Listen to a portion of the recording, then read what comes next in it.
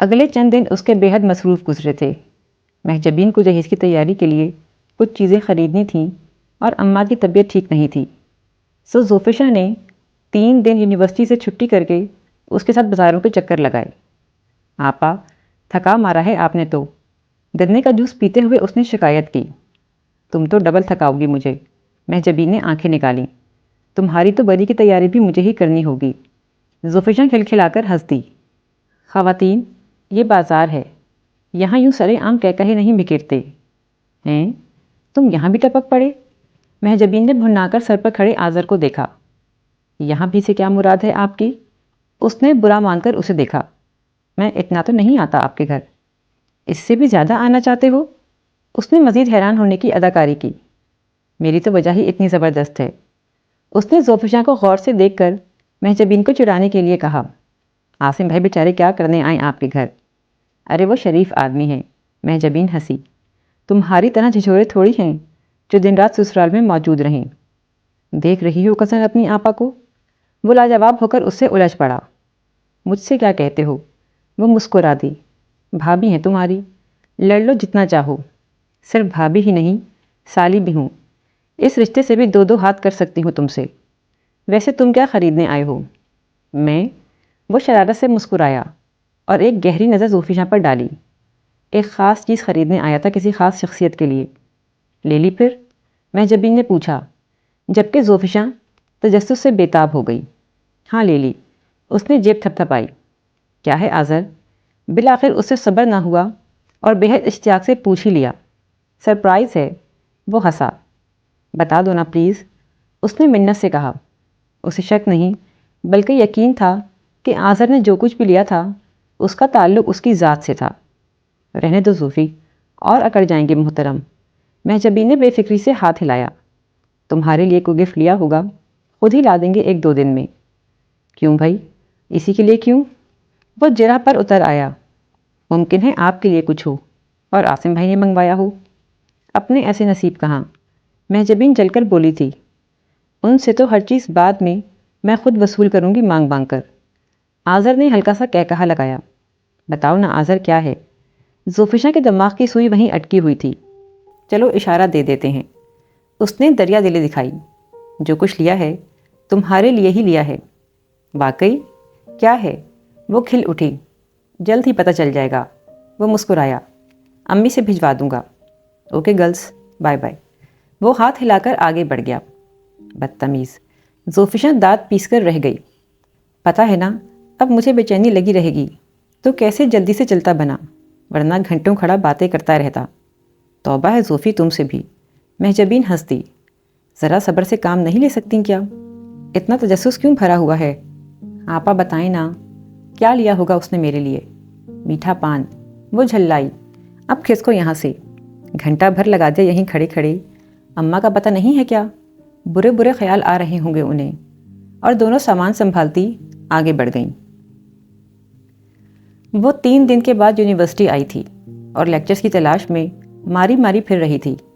سنو فرا، ڈاکٹر مختار کے پچھلے 2 لیکچرز چاہیے مجھے۔ اس نے فرا کو سیڑھیوں پر پکڑا۔ میں آ نہیں سکی تھی نا۔ ڈاکٹر مختار کی کلاسز تو میں نے بھی نہیں لیں۔ اس نے افسوس سے شانے ہلائے۔ تم آسما سے مل لو نا، اس کا تمہیں پتہ ہے ایک ایک حرف اتارتی ہے ہر پروفیسر کی زبان سے نکلا ہوا۔ اور آسما ہے کہاں؟ اس نے پوچھا۔ نظر نہیں آ رہی وہ مجھے۔ باٹنی ڈپارٹمنٹ گئی ہے، کسی لڑکی سے ملنا تھا اسے۔ Botany department? اس نے زیر لب دہرایا اور باہر کی جانب بڑھ گئی۔ ماتھے پر فائل ٹکائے بڑی بے فکری سے وہ خرامہ باٹنی ڈپارٹمنٹ کی جانب بڑھ رہی تھی جب ایک سایہ اس کے عقب سے ابھرا اور اس کے ساتھ ساتھ چلنے لگا۔ اس نے بدمزگی سے گردن گھمائی اور جیسے اس کے قدموں نے مزید چلنے سے انکار کر دیا، بے ساختہ اور بے ارادہ اپنی جگہ پر رک گئی تھی۔ آپ؟ خود اس کی زبان سے نکلا۔ پہچانتی ہو مجھے؟ بڑے روب سے اس نے سوال کیا، جیسے جواب دینا اس پر فرض ہو جائے گا۔ بھائی مجھ سے آخر کیا تعلق ہے آپ کا؟ وہ کڑے لہجے میں بولی۔ کیوں پیچھا لے لیا ہے آپ نے میرا؟ اس نے اپنے سوال کا جواب سنے بغیر آگے قدم بڑھا دیے۔ وہ بھی اس کے ساتھ ساتھ چلنے لگا۔ زوفیشا تیز تیز چل رہی تھی جبکہ وہ انتہائی اطمینان سے خرامہ چلتا ہوا بھی مسلسل اس کے برابر تھا۔ دیکھیں مسٹر، پلیز جو کوئی بھی آپ ہیں، وہ جیسے ہار کر پھر رک گئی۔ مجھے عالم شاہ کہتے ہیں۔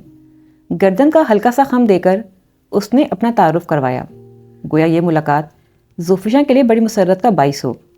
مسٹر عالم شاہ، یہ کوئی شارع عام نہیں، تعلیمی ادارہ ہے۔ آخر آپ مجھ سے کیا چاہتے ہیں؟ دوستی۔ دوستی؟ حد درجہ تعجب سے اس نے دہرایا۔ مگر کیوں؟ میں بھلا کیوں ایک انجان اور غیر شخص سے دوستی کر لوں؟ دوستی کرنے سے قبل سب غیر اور انجان ہوتے ہیں، بعد میں آشنا ہوتے ہیں ایک دوسرے کی ذات سے۔ وہ جیسے اس کی کم عقلی پر مسکرا رہا تھا، بڑی مدھم، بڑی ہلکی مسکراہٹ لمحہ بھر کو اس کے لبوں پر چمکی تھی، جیسے پل بھر کے لیے بجلی گونج جائے۔ مجھے آپ کی یا کسی بھی دوسرے غیر مرد کی ذات سے آشنائی پیدا کرنے کا کوئی فضول شوق نہیں، وہ زہر خند لہجے میں بولی۔ ایسی آفرز ان کو دیں جن سے جواب میں کچھ ملنے کی توقع ہو۔ میں آپ کی کوئی بھی مدد کرنے سے قاصر ہوں۔ سمجھتی کیا ہو خود کو تم؟ وہ سلگ کر رہ گیا، چہرے پر کئی سائے آ کر گزر گئے۔ میں نے آپ کو کچھ سمجھنے پر مجبور نہیں کیا مسٹر، جو کچھ میں خود کو سمجھتی ہوں اس سے آپ کا کچھ نہیں بگڑتا۔ کھٹ کھٹ کرتی وہ آگے بڑھ گئی، دونوں ہاتھ کمر پر رکھے وہ اسے دور جاتا دیکھتا رہا، پھر ایڑیوں پر گھوم گیا۔ سلگتے تپتے ذہن کے ساتھ صوفے پر بیٹھا وہ چھت پر لٹکے فانوس کو گھور رہا تھا۔ بھیجی ہوئی مٹھیاں بار بار کھلتی اور پھر بند ہو جاتی، سرخ ہوئی آنکھوں میں وحشت سی ناچ رہی تھی۔ سمجھتی کیا ہے خود کو آخر؟ وہ تل ملا کر اٹھ کھڑا ہوا اور ادھر سے ادھر ٹہلنے لگا، لیکن آگ تھی کہ مزید سلگتی چلی جا رہی تھی، اور دھواں تھا کہ حلق تک آ رہا تھا جس سے دم گھٹ رہا تھا۔ مکرم علی کی ہمراہی میں اندر آتے فہد کو وہ ایک بھوکے شیر کی مانند لگا جو انتہائی غصے کی حالت میں پنجرے میں چکرا رہا تھا۔ مکرم علی اس کو چھوڑ کر الٹے قدموں لوٹ گیا۔ عالم، یار کیا ہوا ہے؟ وہ آگے بڑھا۔ جواباً اس نے کھاد جانے والی نظروں سے اسے گھورا۔ غصے میں لگتے ہو؟ مجھے بلایا تھا تم نے؟ وہ پریشان ہو گیا۔ تم نے ہی بتایا تھا نا مجھے اس کے بارے میں، تو کیوں بتایا تھا؟ وہ جیسے پھٹ پڑا۔ کس کے بارے میں؟ وہ حیران ہوا۔ اس ابر نیساں کے پہلے قطرے کے بارے میں جو تیزاب سے زیادہ کاٹدار اور جھلسا دینے والا ہے۔ فہد، میری اتنی انسلٹ کرنے کی آج تک کسی کی ہمت نہیں ہوئی۔ اوہ، اس نے ایک گہرا سانس لیا۔ یار عالم، میرا کیا قصور ہے اس میں؟ تو نے اپنے آئیڈل کے بارے میں بتایا تو یوں ہی مجھے اس کا خیال آ گیا۔ میں تو اسے جانتا تک نہیں۔ میں نے بتایا تھا نا، میری ماموزاد بہن کی سہیلی ہے، اس کے محلے میں رہتی ہے۔ میں نے خود ایک جھلک دیکھی تھی اس کی۔ تم نے ضد کی تو میں نے سلمہ سے معلومات حاصل کر کے دے دی تمہیں کہ کون سا گھر ہے اس کا اور کہاں پڑھنے جاتی ہے۔ میں کیا جانوں اس کے بارے میں؟ ملے تو تم ہو اس سے۔ وہ پھنکارا۔ ملا؟ اور اس کا بھلا اسی میں ہے کہ وہ آئندہ مجھے کہیں نظر نہ آئے۔ ایسا کیا کر دیا اس نے؟ وہ حیرانی سے پوچھنے لگا۔ میں نے اسے دوستی کی آفر کی، خود اپنے منہ سے عالم شاہ نے اس سے یہ بات کہی، اور اس کی ہمت دیکھو، صفائی سے انکار کر دیا اس نے۔ وہ تل ملایا۔ فہد نے بے حد پریشانی سے اپنی ذات کے حد درجہ احساس میں مبتلا اس امیر زادے کو دیکھا۔ دولت کے نشے نے جس کی آنکھوں پر رعونت اور غرور کی ایسی پٹی باندھ رکھی تھی کہ اسے سوائے اپنی ذات کے کچھ نظر نہ آتا تھا۔ لیکن عالم، وہ تمہارے بارے میں کچھ جانتی بھی تو نہیں ہوگی۔ مجھے جاننے کے لیے صرف میرا سامنے ہونا کافی ہے۔ اس نے انگوٹھے سے سینہ ٹھونکا۔ یار، جس طبقے سے اس کا تعلق ہے نا، وہاں لڑکیاں ایسی ہی ہوتی ہیں، ڈری سہمی، بزدل اور شرمیلی۔ اس نے عالم شاہ کے کندھے پر ہاتھ رکھ کر رسانیت سے اسے سمجھایا۔ یار، میں انہیں اچھی طرح سمجھتا ہوں۔ ان کی توجہ حاصل کرنے کے لیے محض ایک بار ان کے سامنے جانا کافی نہیں ہوتا، بار بار اپنی ذات کے اظہار کی ضرورت ہوتی ہے۔ توجہ؟ وہ زہر خند لہجے میں ہنسا۔ اس کی خوش قسمتی تھی کہ سید عالم شاہ نے کچھ دیر کو اس پر توجہ کی۔ اپنے در پر آئی خوش قسمتی کو اس نے خود ٹھوکر مار دی ہے۔ چل دفع کر یار، پھر کیوں بیکار جان جلا رہے ہو؟ اس قابل ہی نہیں تھی وہ۔ میں چاہوں تو ابھی 2 آدمی بیچ کر اسے اپنے قدموں میں لا بٹھاؤں۔ بھول جاؤ یار، دنیا میں لڑکیوں کی کمی تو نہیں ہے۔ فہد ڈر گیا۔ سمجھتی کیا ہے خود کو؟ مائی فٹ۔ اس کی جھلاہٹ کم ہوتی اور پھر بڑھ جاتی۔ ارے یار، تو ہمیں حکم تو کر، ایک سے ایک ہیرا پڑا ہے محض تیری ایک نگاہ التفات کے لیے۔ فہد نے ہنس بول کر ماحول کی کشیدگی کو کم کرنا چاہا۔ وہ خاموش بیٹھا ٹھنڈے پانی کے گھون بھرتا رہا۔ زارا کو تو جانتا ہے نا، وہی گھنگریالے بالوں والی لڑکی، محمود کے ہاں پارٹی میں ملوایا تھا نا لشکر نے تجھ سے۔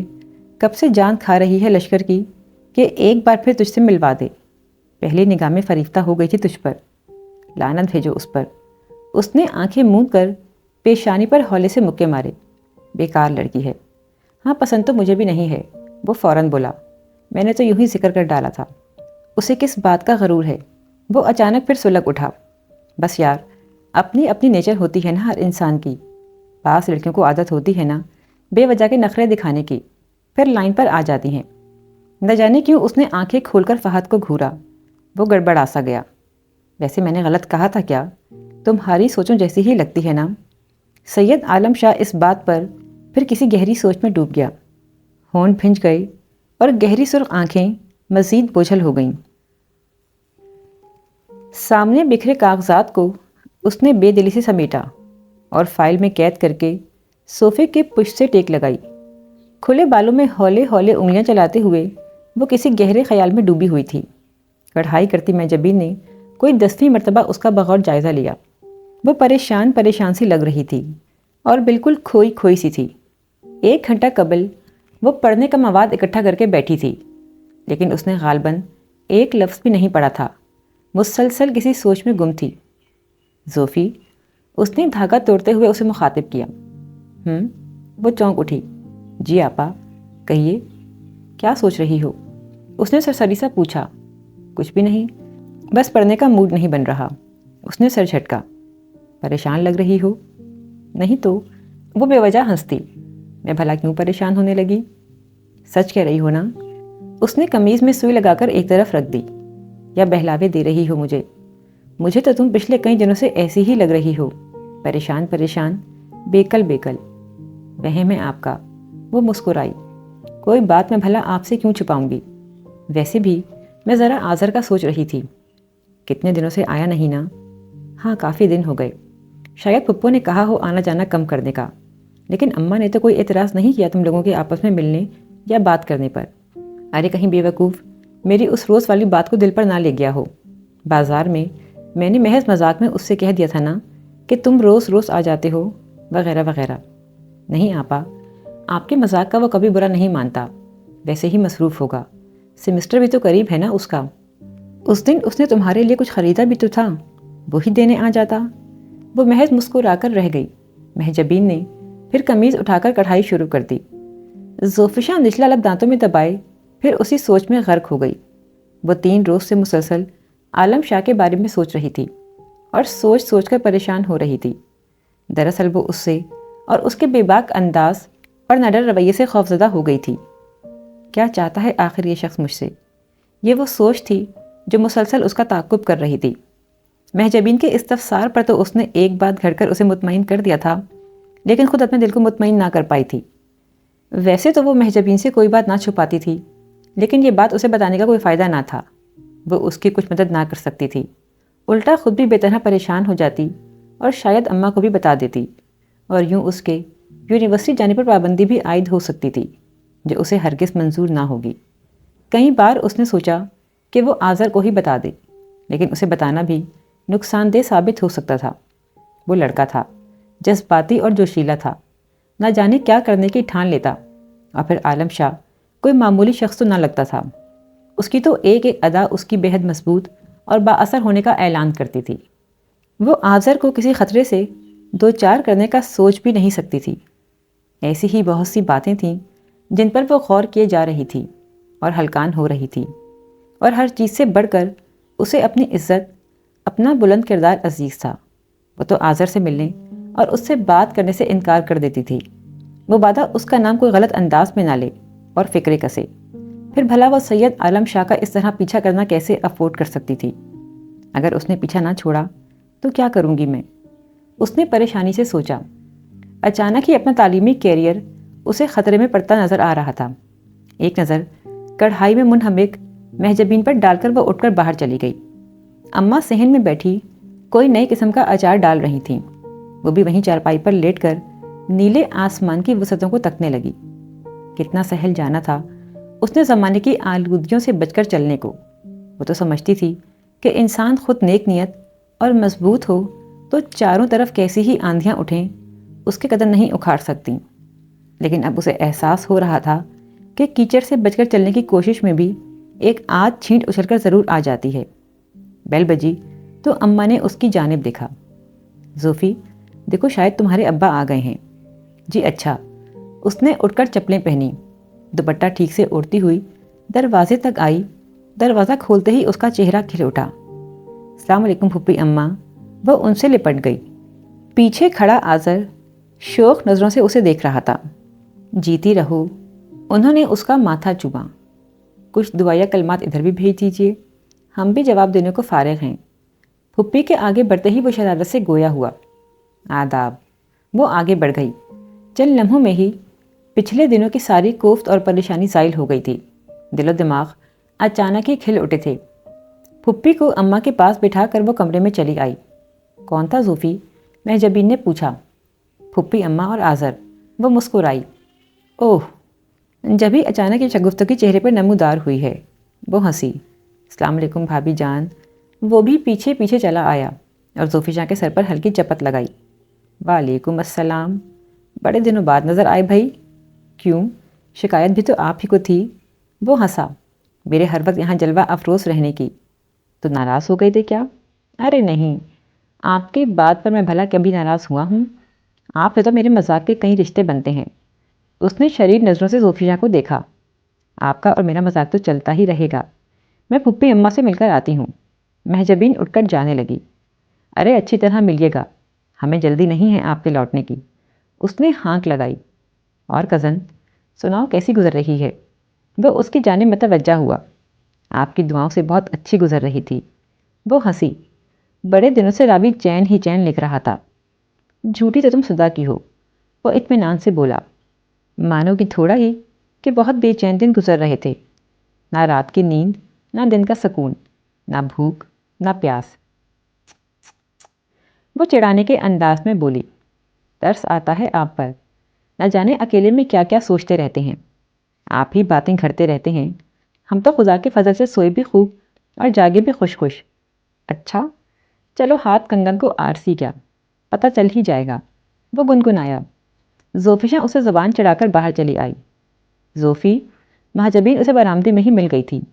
وہ بے حد خوش نظر آ رہی تھی۔ کیا بات ہے آپا؟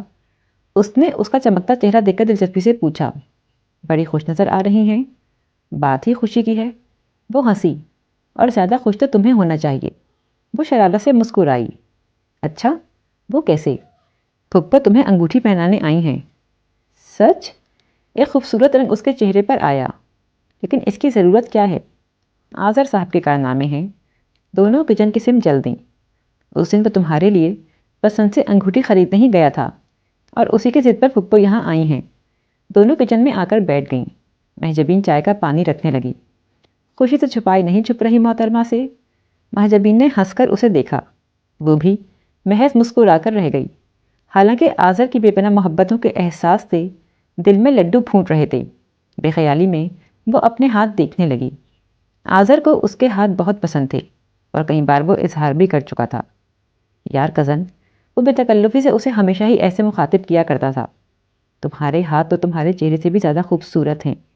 لگتا ہے کسی ماہر سنگ تراش نے سالوں کی ریاضت کے بعد سنگ مرمر کو تلاش کر بنائی ہوں جیسے۔ وہ ہنس کر چپ چاپ اپنا کام کیے جاتی۔ زیادہ صابن میں بھگو کر مت رکھا کرو انہیں، خراب ہو جائیں گے۔ وہ ہدایت کرتا۔ تو برتن تم دھو جایا کرو، وہ ہنس کر کہا کرتی۔ یہاں تو نہیں، لیکن وہاں دھو دیا کروں گا۔ وہ معنی خیز باتیں شروع کر دیتا۔ لیکن مجھے زن مرید قسم کے شوہر بالکل پسند نہیں۔ وہ ناک منہ چڑھا کر کہتی۔ یہاں وہاں مت کرو اور باہر جا کر بیٹھو۔ زوفی، مہجبین کی آواز اسے خیالوں کی دنیا سے باہر کھینچ لائی۔ تم ذرا پلیٹیں وغیرہ نکال کر صاف کر لو، اماں نے کچھ چیزیں منگوائی ہیں۔ جی اچھا۔ وہ کھڑی ہو گئی اور الماری کی جانب بڑھ گئی۔ اچھی مہمان نوازی ہے۔ وہ دروازے میں موجود تھا۔ مجھے وہاں بٹھا کر دونوں بہنیں یہاں اپنے کام نپٹانے چلی آئیں۔ ارے ذرا سی دیر کو آئے ہیں، نہیں آیا کریں گے زیادہ؟ تو تم مہمان کب سے ہو گئے؟ مہجبین نے آنکھیں نکالی۔ مہمان کیا اس طرح پورے گھر میں مٹر گشت کرتے پھرتے ہیں؟ اور یہ کم کم آنے کی دھمکی کم از کم مجھ پر تو کارگر ثابت نہیں ہو سکتی۔ البتہ اس نے شرارت سے زوفی کو دیکھا۔ البتہ کیا؟ وہ جلدی سے پوچھنے لگا۔ البتہ کچھ لوگ ایسے بھی ہیں جو آپ کی طویل خیر حاضری سے پریشان ہو جاتے ہیں اور کھوئے کھوئے رہنے لگتے ہیں۔ پڑھائی میں ان کا دل بھی نہیں لگتا۔ توبہ ہے آپا، زوفیشا نے جلدی سے اس کی بات کاٹ دی۔ آپ کا تو مذاق ہوگا اور وہاں کوئی واقعی دل پر لے لے گا، ذرا سوچ سمجھ کر بولے نا۔ وہ شرارت سے کھنکارا، ہم نہ کہتے تھے؟ ارے بھائی غلط فہمی ہے، وہ منہ بنا کر بولی۔ بھائی چشم دیدہ گواہ ہے میرے پاس، وہ جوش سے بولا، اور اس نے ابھی ابھی گواہی بھی دی ہے، اب لاکھ مکرو تم۔ ویسے تمہیں کیا مل جائے گا اگر یہ مان بھی جائے تو؟ مہجبین نے مسکرا کر پوچھا۔ بس صبر آ جائے گا کہ دونوں طرف ہے آگ برابر لگی ہوئی، وہ گنگنایا۔ کتنا بولتے ہو آذر، زوفیشا نے اسے گھورا۔ یہی تو دن ہے میرے بولنے کے، بعد میں تو تم بولا کرو گی اور میں سنوں گا، وہ مزے سے بولا۔ چائے بن گئی تو مہجبین چیزیں لے کر اندر چلی گئی۔ زوفیشا وہیں بیٹھی چائے کے گھون بھرتی رہی۔ اس پر کوئی ممانعت تو نہ تھی، لیکن اسے آج خود ہی اماں اور پھپھا کے سامنے آذر کے ساتھ بیٹھنا اچھا نہ لگ رہا تھا۔ یوں بھی ابا بھی آنے والے تھے، اور آج تو پھپھا کے آنے کا مقصد بھی کچھ اور ہی تھا، سو وہ مہجبین کے بے حد اصرار پر بھی اندر نہیں گئی۔ زوفی، چلو تمہیں پھپھا بلا رہی ہیں۔ مہجبین مسکراتے ہوئے اندر چلی آئی۔ کیوں؟ ارے کیوں کیا، معلوم تو ہے تمہیں، انگوٹھی پہنائیں گی، اور کیوں؟ ابا آ گئے؟ اس نے استفسار کیا۔ ہاں نا، تبھی تو بلا رہی ہیں تمہیں۔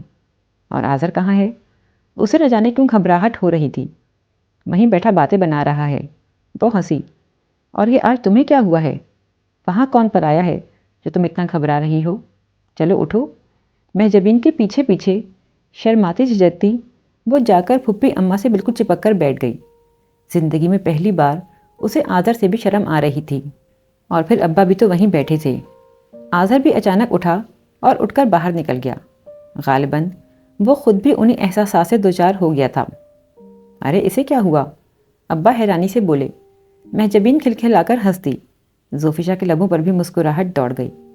پھپھی اماں نے مسکراتے ہوئے اس کی انگلی میں انگوٹھی ڈال دی اور اسے گلے سے لگا کر پیار کیا۔ خدا مبارک کرے۔ ابا نے اس کے سر پر ہاتھ پھیرا اور باہر نکل گئے۔ مہجبین اطمینان سے بیٹھ کر چیزوں سے انصاف کرنے لگی، اور وہ سر جھکائے ہاتھ میں پڑی انگوٹھی کو دیکھے چلی گئی۔ انگوٹھی کیا تھی؟ ایک خوبصورت احساس تھا جس نے اس کی انگلی کو ہی نہیں، اس کے دل کو بھی گھیرے میں لے لیا تھا۔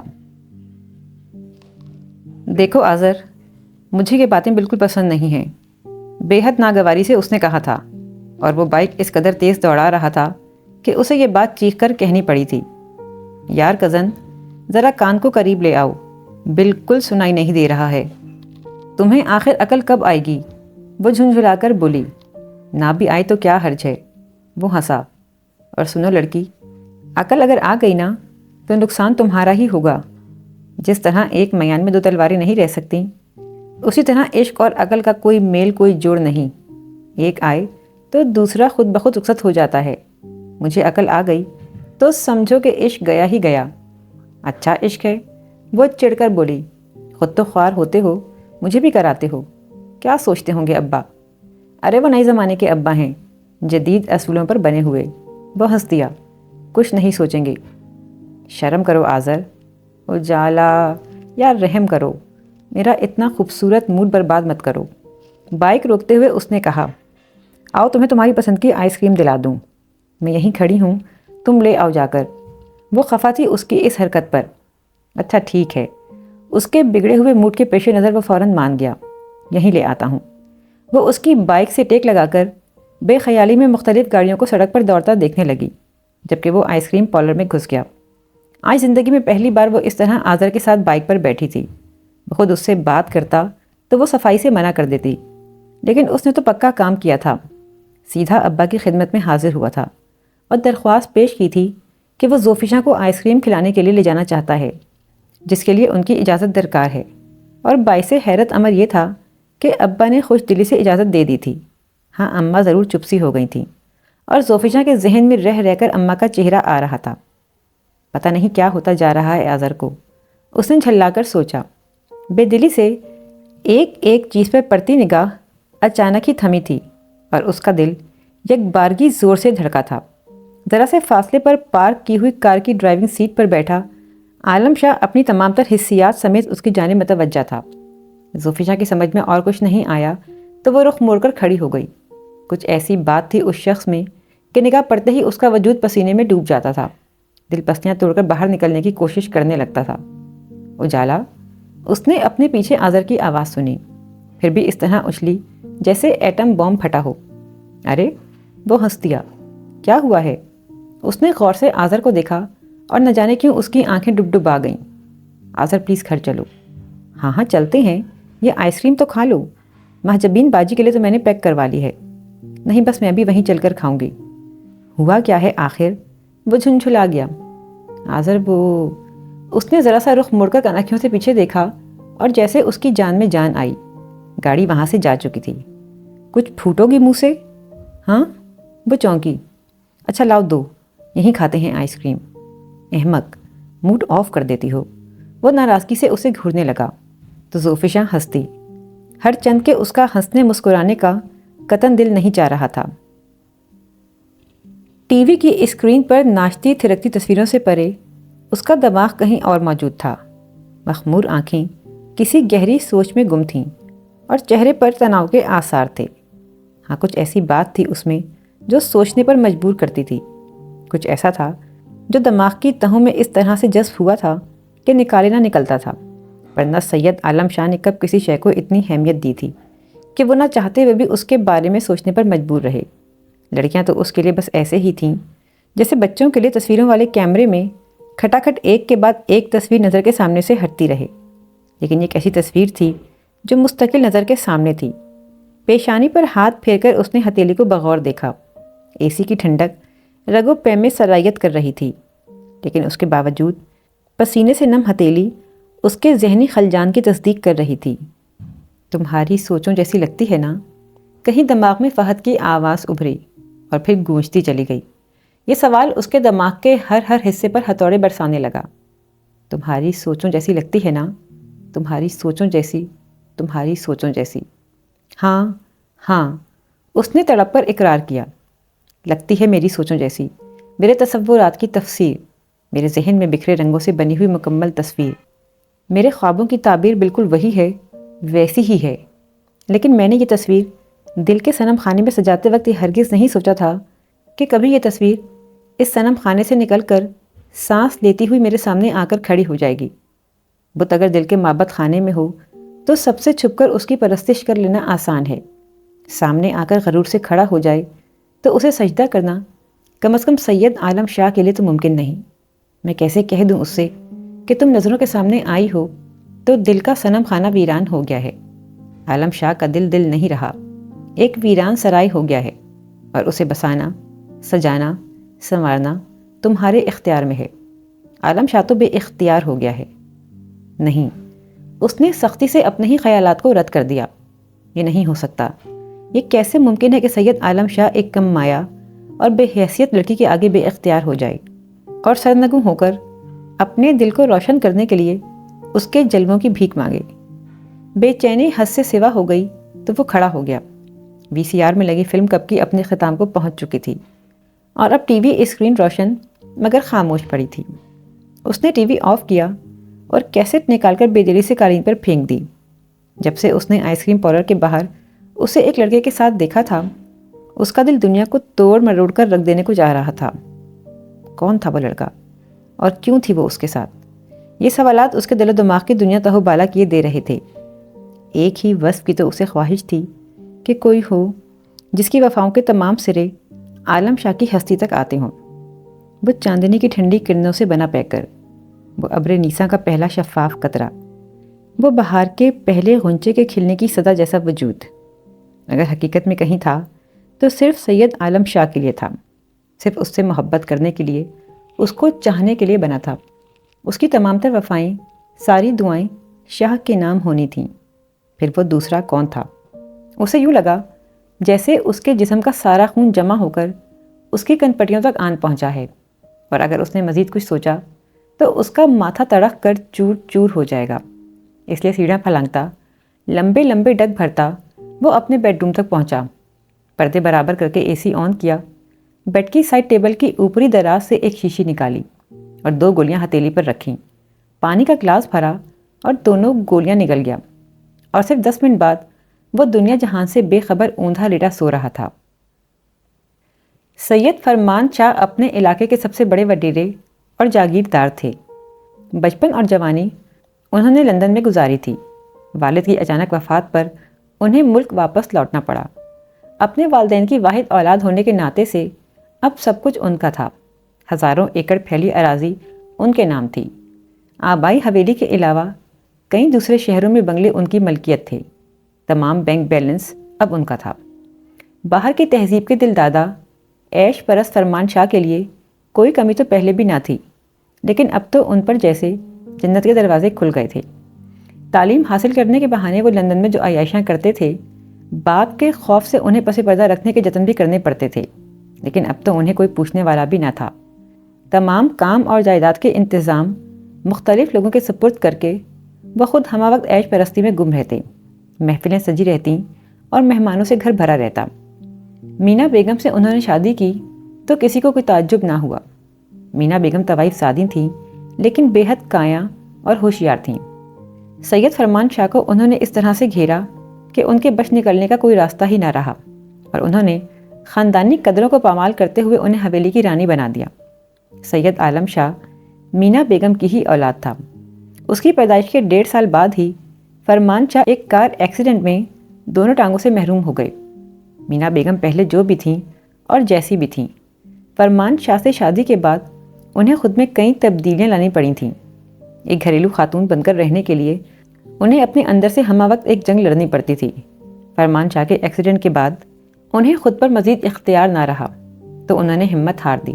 وہ جوان تھیں، خوبصورت تھیں، اور اس وقت بھی کئی دل اور کئی آنکھیں ان کے لیے بچھی ہوئی تھیں اور ان کی منتظر تھیں۔ ایک دن حویلی کے مکینوں کو علم ہوا کہ مینا بیگم رات کے کسی پہر 1.5 سالہ بچے اور اپاہج شوہر کو چھوڑ کر ہمیشہ کے لیے کہیں چلی گئی تھیں۔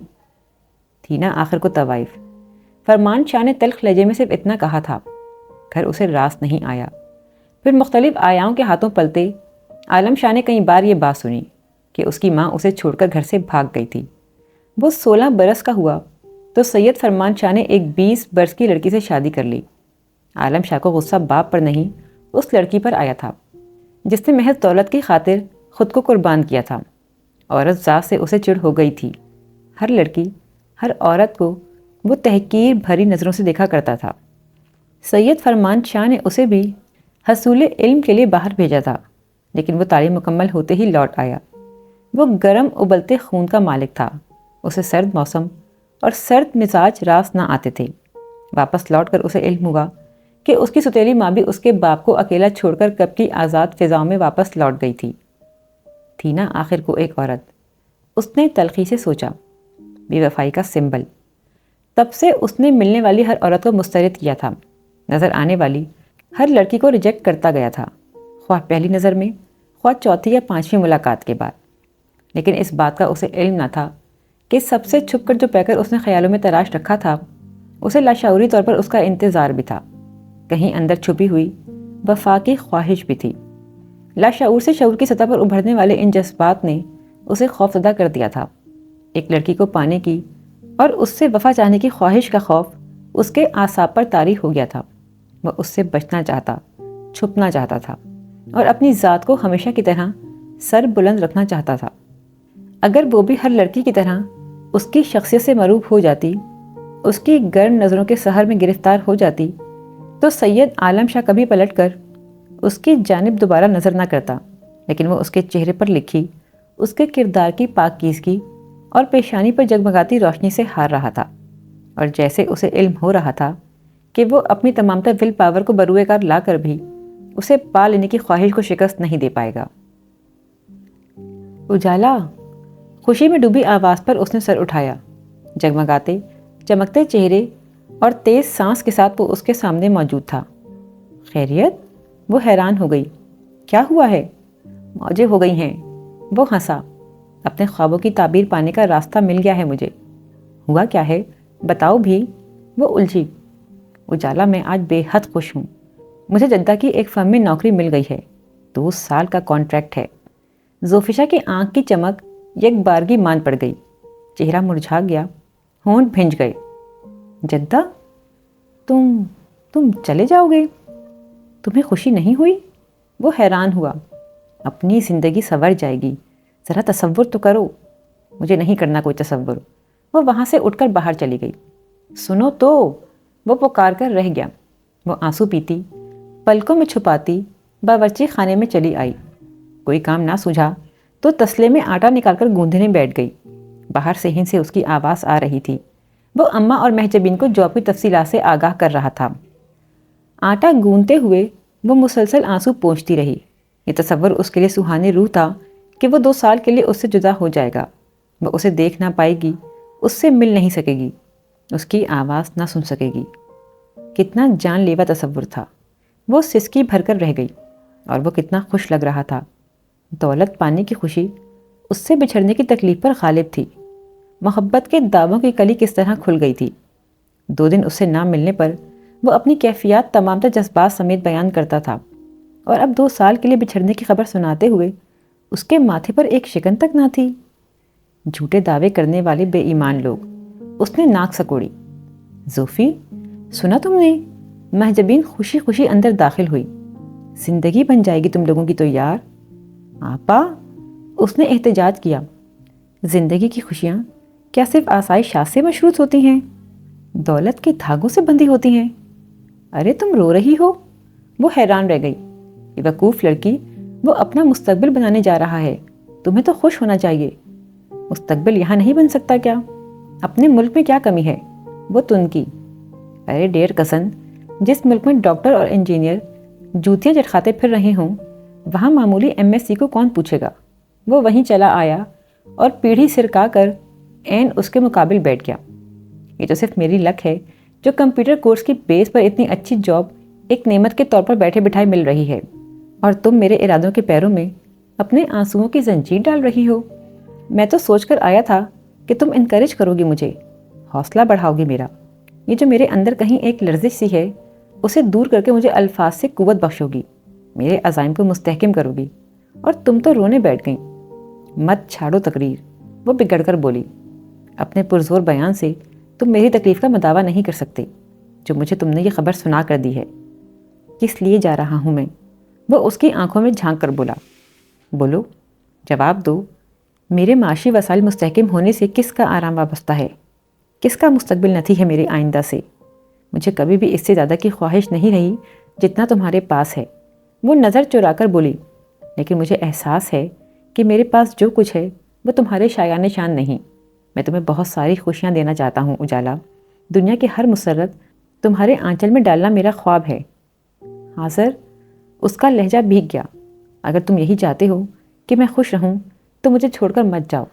تمہاری قربت ہی میری اصل مسرت ہے، تمہارا ساتھ میری سانسوں کی ضمانت ہے۔ میں مر نہ جاؤں آذر۔ پاگل لڑکی، وہ اسے حیرانی سے تکنے لگا۔ اتنا چاہتی ہوں مجھے؟ پہلے کبھی کیوں نہیں بتایا؟ تو اب بتا رہی ہوں نا۔ اس نے چہرہ گھٹنوں پر رکھ دیا۔ سوچ لو اجالا، ہو سکتا ہے یہ ہمیں ملنے والا پہلا اور آخری چانس ہو، پھر ساری زندگی ہمیں یوں ہی غربت سے جنگ لڑتے گزارنی پڑے۔ تم میرے ساتھ ہو تو میں ساری دنیا سے لڑ سکتی ہوں، اور جس طرح سے میں ابھی رہتی ہوں اس طرح سے ساری زندگی گزار دینے پر مجھے کوئی اعتراض نہیں۔ کیا تم مجھے 2 وقت کی روٹی اور 2 جوڑے نہیں دے سکو گے؟ تمہاری قسم، اس سے زیادہ کہ مجھے کوئی خواہش نہیں۔ ہاں البتہ جو کچھ خدا نے تقدیر میں لکھ دیا ہوگا وہ تو ہر حال میں مل کر رہے گا۔ عجیب لڑکی ہو، وہ ہولے سے ہنس دیا۔ یہ تو پاگل ہے آذر، مہجبین چڑھ کر بولی۔ میرا مشورہ مانو تو ضرور جاؤ، بھلا یہاں کیا رکھا ہے؟ نہیں آپا، وہ کھڑا ہو گیا۔ اگر میرے یہاں رہنے میں ہی اس کی خوشیاں پوشیدہ ہیں تو پھر سب کچھ یہیں ہے اور کہیں کچھ نہیں۔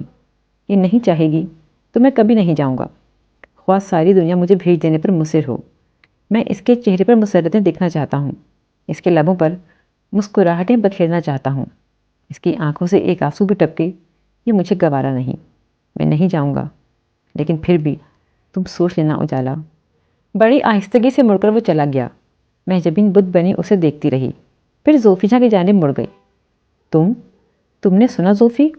کتنا چاہتا ہے وہ تمہیں، پاگل ہے تمہارے پیچھے۔ خیر پاگل تو تم دونوں ہی ہو، اور یہ تمہیں اجالا کیوں کہہ رہا تھا؟ زوفیجا زور سے ہنس دی۔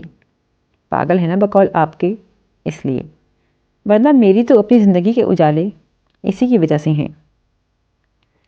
دروازہ ہولے سے بجا تو وہ پائپ زمین پر ڈال کر اور کمر کے گرد لپیٹا ہوا دوپٹہ کھولتی ہوئی دروازے کی جانب بڑھ گئی۔ ابا کے آنے کا وقت تھا، سو اس نے بے دھڑک دروازہ کھول دیا اور پھر اس کے حلق سے ایک گھٹی گھڑی سی چیخ برآمد ہوئی۔